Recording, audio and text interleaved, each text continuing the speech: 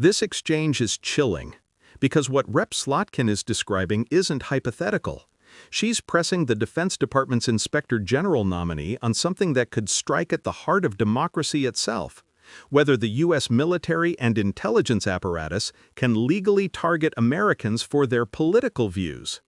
When a government begins labeling its own citizens as domestic terrorists for what they believe, that's not just a constitutional issue, that's a warning sign.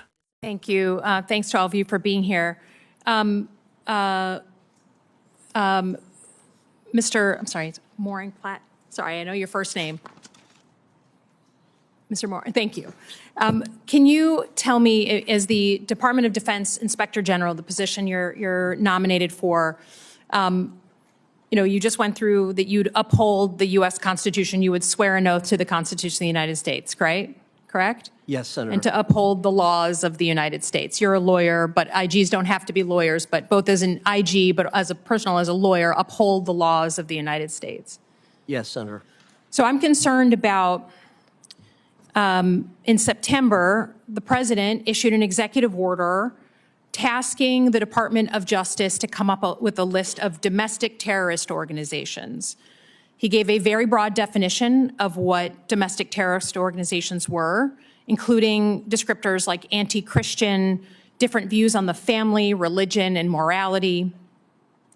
There's also reports that the Department of Defense is participating in an interagency weaponization working group made up of people from Department of Defense, from the CIA, Department of Justice, FBI, IRS, to go after the president's adversaries or enemies.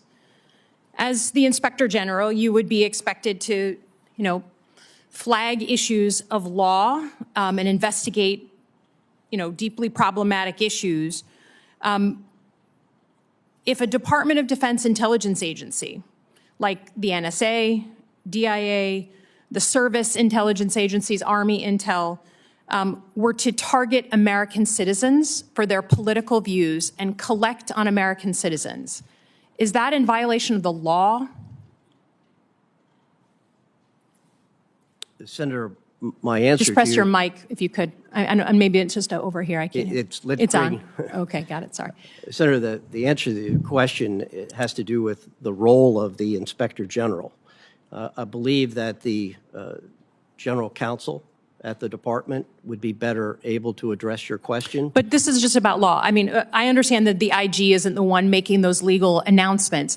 But if you learned that intelligence agencies were wiretapping American citizens because of their political views, is that in violation of U.S. law?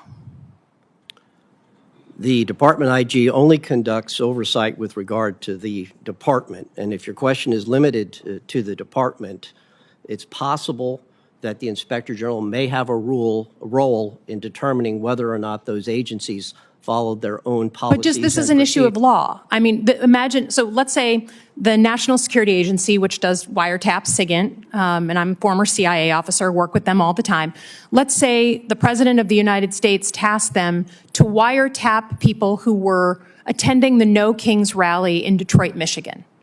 Would that be legal for the intelligence community, the DOD intelligence community, to target American citizens for their political views?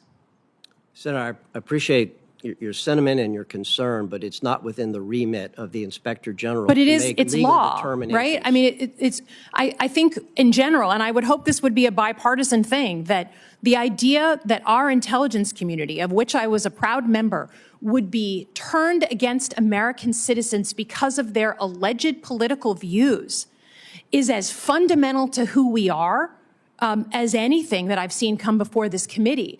And I want you to say, separate from what your remit would be, I want you to say publicly that we're not going to turn agencies like the CIA and the NSA and all these things against the American people. And you are the last line of defense. You are an IG, quite literally, overseeing conduct of the department. So if the intelligence agencies were asked to surveil American citizens, what would you do? Would you open an investigation at a minimum? Would you push back at all? Or is it just okay now? And God forbid, right? God forbid that this is just kind of the way we're going to be. The president says these are domestic terrorist organizations, and so we're now surveilling American citizens because of their views. I would hope my Republican colleagues would find that just as repugnant as me. I want to hear you say that you know that that is against not only the law, but our values. Senator, I really appreciate your concern, and my sentiments are with you, but it's not my role to have personal opinions. I'm guided by the facts and the application of the law to the facts. Well, I would just say it shouldn't be about your role. It should be about who we are as American citizens and what we do with our government when we turn it against people. And I yield back. You know, I'm perfectly willing to answer the question. You're exactly right. You shouldn't be targeted for your religious beliefs, but it's a little easier for me. I'm my own agent. I can say what I want. I was elected and have it. They are going to be working for people, and it's a little harder for them to have a philosophical discussion with you. But I will tell you that your questions are hypothetical ones, but there is a real question. It was called Arctic frost, and it was administered by the Biden administration, where 9 members of Congress were targeted with unconstitutional warrants. They were given subpoenas for their geolocation. According to the Carpenter case that was decided by the Supreme Court, your geolocation, you do have a ownership or a privacy interest in that. And they were illegally surveilled, 9 members of Congress. And if we're looking for bipartisan criticism of surveillance run amok, that's a place we might want to start. What we just witnessed here is a remarkable moment of oversight, or at least an attempt at it. Representative Elissa Slotkin, a former CIA officer herself, is confronting the Department of Defense Inspector General nominee with a scenario that should never even have to be asked. Would it be legal for U.S. intelligence agencies, the NSA, the DIA, the Army's intelligence branches, to spy on Americans because of their political or religious beliefs? It's a simple moral question, but the nominee's answers were anything but simple. He refused to directly say that it would be illegal, deferring instead to the General Counsel or the limits of the Inspector General's remit. And that's exactly the problem. Slotkin wasn't asking him to cite chapter and verse of federal statute. She was asking him to affirm something fundamental, that the U.S. government should never weaponize its surveillance powers against its own citizens. The fact that a nominee for Inspector General, a watchdog position meant to protect against abuse, could not plainly say, yes, that's illegal and unconstitutional, is deeply troubling. It reveals how fragile the guardrails have become inside America's national security state. Slotkin, to her credit, spoke with conviction born of experience. As a former intelligence officer, she understands the power these agencies hold and how easily that power can be turned inward.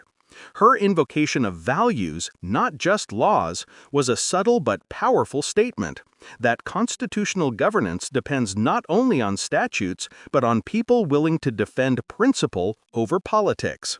And then, in a revealing twist, another member mentions Operation Arctic Frost, a real instance under the Biden administration where members of Congress were allegedly surveilled. That revelation drives home Slotkin's point.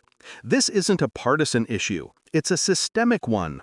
When both parties can acknowledge the threat of surveillance overreach, you know it's gone too far. This exchange should alarm every American, left, right, or center. Because the moment government surveillance becomes political, the concept of citizenship itself changes. You stop being a participant in democracy and become a potential target of it. So when Slotkin demanded that the nominee say something, anything, about the illegality and immorality of spying on Americans for their beliefs, she was really demanding that our government remember its moral compass. And that's exactly why hearings like this matter, because they show us how fragile those moral lines can be. If you believe accountability shouldn't stop at the intelligence agency's door, make sure you stay tuned, share your thoughts in the comments, and subscribe to Left Lens.